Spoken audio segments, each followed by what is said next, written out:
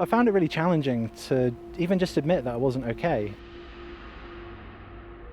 Vulnerability wasn't something that came easy to me. I've learned that being vulnerable is a strength.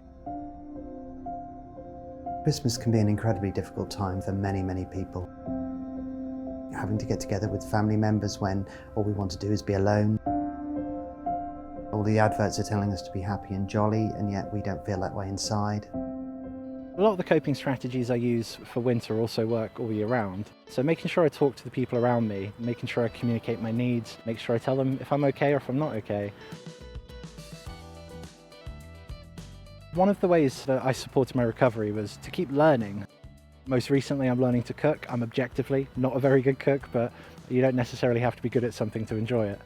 The simplicity of this sounds like, well, how can this help? But every little bit does help to aid in the management of your mood. Something I often think about with winter is that there's a lot of things I can do in winter that I potentially can't do in other times of the year, and it'd be easy to focus on the negatives, but if I can shift that lens towards things that are maybe more positive, like on a Sunday I can get wrapped up with a book, which wouldn't work so well in summer. So trying to shift that lens to what's more positive and what am I grateful for. Think about the sorts of things that we enjoy doing and try to make a bit of time for that.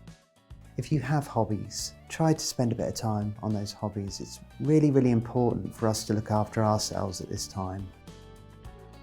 I think something I've learned during the pandemic is that face-to-face connections aren't always possible, and it was easy to dismiss an online interaction as less meaningful, but I've come to learn that they're not. They can be just impactful. Winter can be challenging though, but something I can rely on is that spring will be here eventually. It's consistent, as much as winter came, it will go.